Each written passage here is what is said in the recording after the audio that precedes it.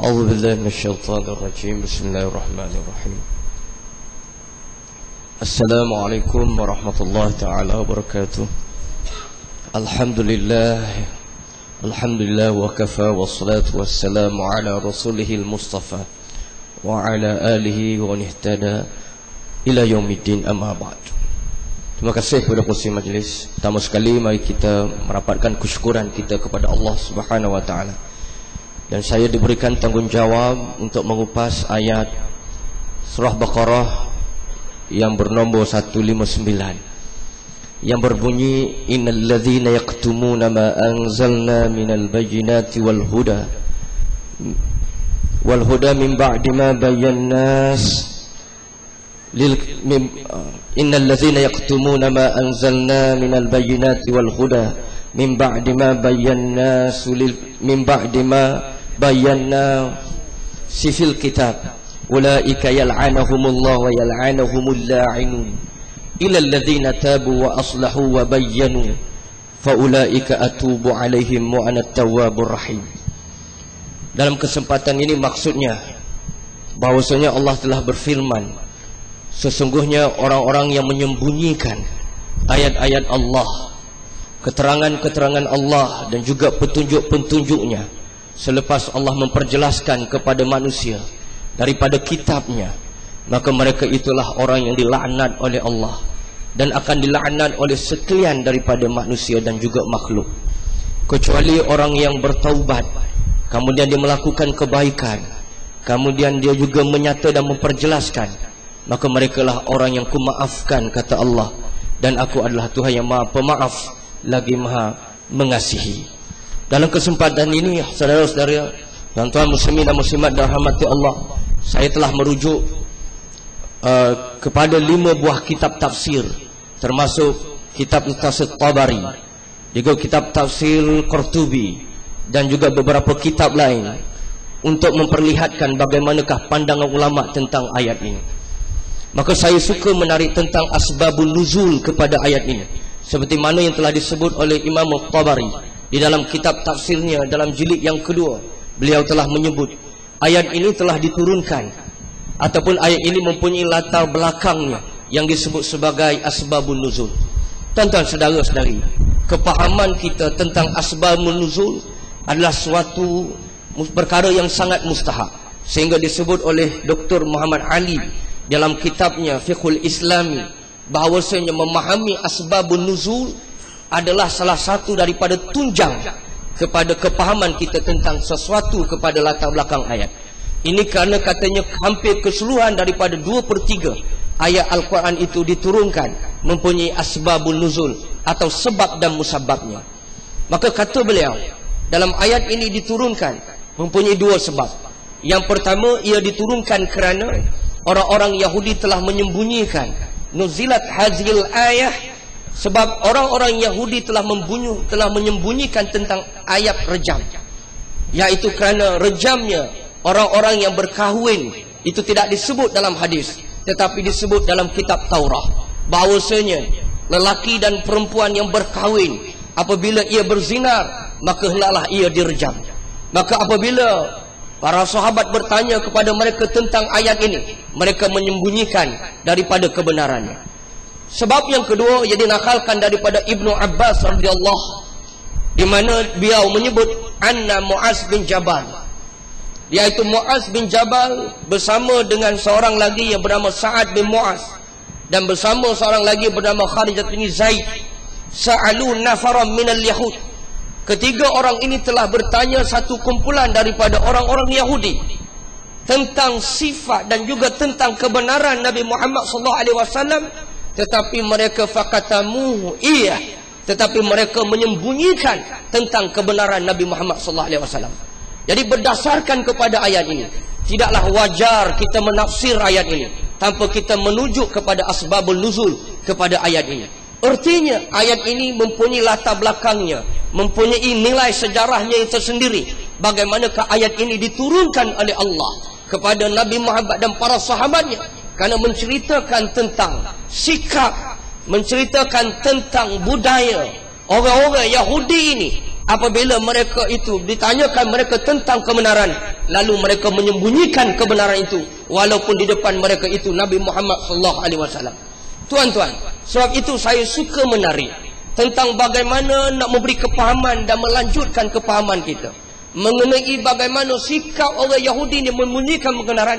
Maka saya merujuk dalam kitab Sirah Ibnu Hisham yang menceritakan bagaimana Ibnu Hisham telah meriwayatkan, telah meletakkan satu bab, yaitu bagaimana adawatul Yahud, permusuhan orang Yahudi ini didasari daripada sifat dengki, kebencian terhadap kebenaran, khususnya kepada Nabi Muhammad. Maka dalam cerita pengislaman seorang Yahudi yang bernama Abdullah bin Salam, dalam jilid 2 muka surat 122, Ibnu Hisham menceritakan bagaimana satu kisah bila Nabi Muhammad sampai ke Madinah. Kata dia, aku tak sabar menunggu cerita kedatangan Nabi Muhammad SAW. Aku berada di satu pasar. Apabila aku dengar Nabi Muhammad telah sampai ke Madinah, maka aku bertakbir. Apabila aku bertakbir, pak saudara aku kata, bapa mu takbir? Kerana takbir itu bahawasanya Musa lebih baik, Musa bin Imran lebih baik daripada Muhammad. Sedangkan pak saudara dia ni juga ahli kitab, orang yang faham pada kitab. Tetapi dia kata tidak, sesungguhnya telah datang kebenaran daripada Musa kepada Nabi Muhammad SAW.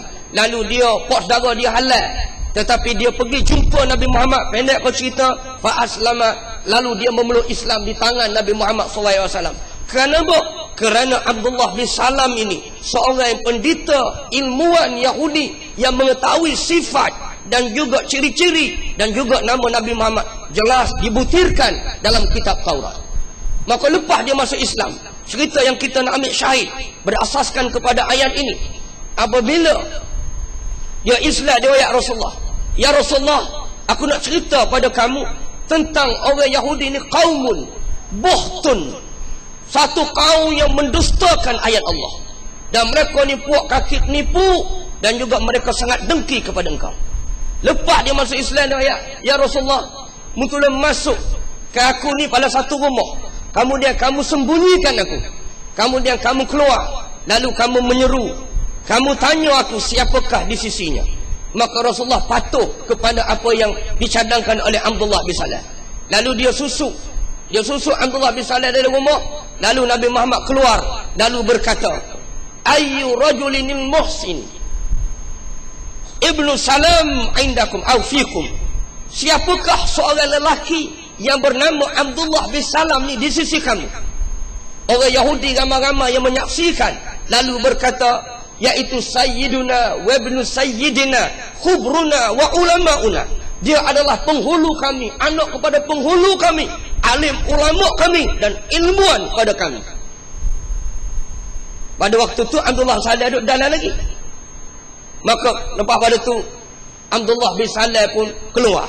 Bila Abdullah bin Salam keluar, mengikut riwayat Ibnu Hisham menyebut bahawasanya Ibnu Salam berkata, ya ma'syaral yahud ittaqullah waqbalu ma ja'akum bih innakum la ta'lamu annahu la rasulullah. Wahai orang-orang Yahudi, bertakwalah kamu kepada Allah dan terimalah apa yang didatangkan, berimanlah kamu apa yang didatangkan olehnya. Sesungguhnya kamu telah tahu bahwasanya ia adalah Rasulullah.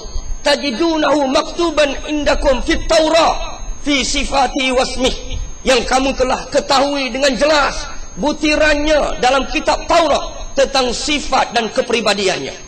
Wa inni ashhadu annahu la Rasulullah. Lalu dia berikrar di depan, dia mengakui syahadah dia di depan Yahudi, pada saat ini aku telah berikrar bahawanya ia adalah Rasulullah sallallahu alaihi wasallam yang diutuskan oleh Allah. Lepas dia kata begitu, orang Yahudi pun kata, belawak, kena beli dah. Kadzabta. Inilah tuan-tuan dah rahmati Allah. Maka Abdullah bin Salam bercerita pada Nabi Muhammad, inilah aku nak cerita pada kamu tentang sikap orang kaya Yahudi. Jadi ayat yang diturunkan, innal ladzina yaktumuna ma anzalna minal bayyinati wal huda, orang yang membunyikan kebenaran, orang yang membunyikan petunjuk-petunjuk, kenyataan-kenyataan yang telah diperjelaskan oleh Allah, maka mereka adalah mendapat laknat daripada Allah dan laknat pada sekalian makhluk dan juga orang yang beriman. Saudara-saudari nikmati Allah Subhanahu wa taala, saya merujuk di dalam kitab dalam kitab Fi Zilalil Quran yang tulis oleh Syekh Qutb, beliau menceritakan apakah budaya menyembunyikan ayat-ayat Allah dan kebenaran ini hanya terhenti kepada kaum Yahud. Tidak, bahkan dia telah mentahqiqkan tentang ayat ini bahawasanya orang yang menyembunyikan, puak-puak golongan yang menyembunyikan ayat-ayat Allah ini wujud di sepanjang zaman, di mana tempat, dengan pelbagai sebab. Jadi sebab itu kita kena ambil apa yang disebut oleh Dr. Wahbah Zuhaili dalam kitabnya, dalam kitab Tafsirul Munir, al-ibratu, bahawasanya ungkapan itu ialah bi umumil lafz, tidak bi khususis sabab. Ayat ini walaupun diturunkan kepada orang Yahudi secara khusus, tetapi pengajarannya ayat ini diturunkan untuk semua golongan umat manusia sehingga hari kiamat. Sebab itu dia mentahqiqkan, mengukuhkan hadil ayatu ammatun, bahwasanya ayat ini adalah umum, mencakupi siapa saja yang menyembunyikan tentang ayat Allah. Maka yang menarik yang disebut oleh Syekh Qutb, termasuk daripada laknat Allah ini, orang membunyikan ayat 2 tadi dengan dua keadaan. Sama ada dengan sengaja ia menyembunyikan ayat Allah. Yang kedua, disebut oleh Syekh Qutb dalam kitab, ataupun ia mendiamkan diri daripada kebenaran.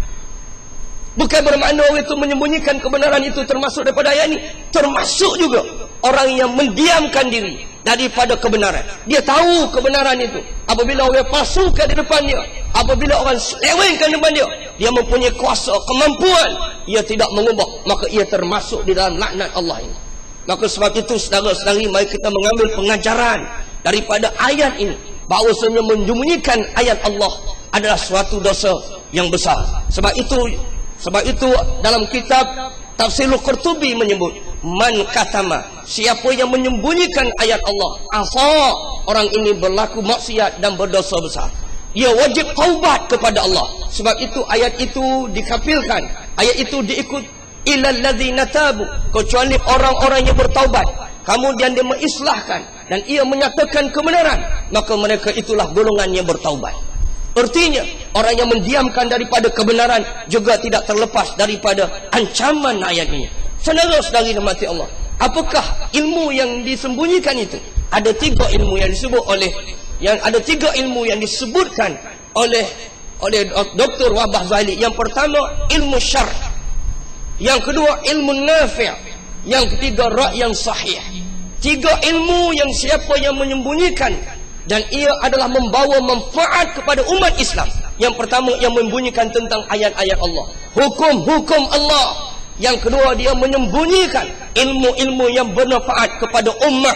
Tidak kira dalam mana ilmu, tetapi ilmu itu membawa manfaat. Walaupun ilmu dalam bentuk persenjataan, ilmu dalam bentuk atom, ilmu dalam bentuk matematik, tetapi dia dapat membangunkan manusia, tapi dia sembunyikan ilmu itu, maka ia termasuk dalam ayat ini. Dan juga ialah pandangan-pandangan yang sahih.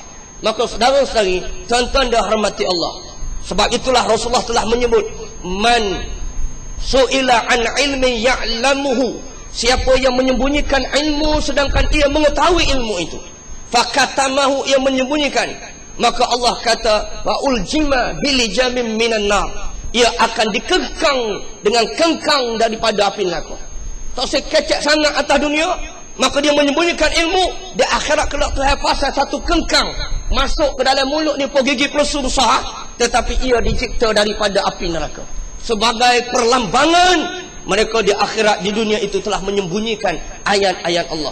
Maka sebagai kesimpulannya, tuan-tuan, daripada ayat ini kita dapat memetik 3 perkara. Yang pertama, menyembunyikan kebenaran Allah, menyembunyikan kenyataan-kenyataan Allah, menyembunyikan ilmu-ilmu yang bermanfaat, kerana dengan sebab nilai yang murah dengan harga dunia adalah orang itu telah melakukan maksiat dan ia berdosa kepada Allah. Yang kedua, dia mesti bertaubat kepada Allah. Selagi ia tidak bertaubat, maka ia akan menanggung dosa itu sehingga hari kiamat. Tapi syarat taubat itu dinyatakan oleh Allah dengan 3 syarat. Yang pertama, ia bertaubat. Yang kedua, wa aslahu, dia membaiki. Yang ketiga, wa bayyanu, dia menyatakan di manakah kepalsuan itu. Dia tanya semula, Contohnya dia tulis buku tentang Nabi Muhammad, tentang Islam ini kuno, Islam tak relevan. Maka tak cukup dengan tobat di atas jadah teriak saja. Dia kena karai buku, kena buat istiharan. Buku yang saya tulis sekian-sekian yang menceritakan tentang Islam sekian-sekian tidak betul, dan saya telah menarik balik dan bertaubat kepada Allah. Ini kena ingat tuan-tuan dan hormati Allah. Yang ketiga tuan-tuan, istifadah yang kita dapat ambil daripada ayat ini ialah tuan-tuan dan hormati Allah, kita hendaklah sama-sama menyebarkan kebenaran Islam. Sesungguhnya kebenaran Islam itu rupanya tidak hak kita, tidak hak sesiapa, tetapi dia adalah hak semua manusia yang wajib kita nyatakan dengan kebenarannya menurut apa yang telah diberi hidayahkan oleh Allah Subhanahu wa taala. Maka apa yang baik saya kembalikan kepada diri saya, apa yang lemah daripada kelemahan dan kedhaifan diri saya, aku liqauli hadza astaghfirullah li wa lakum. Wassalamualaikum warahmatullahi taala wabarakatuh.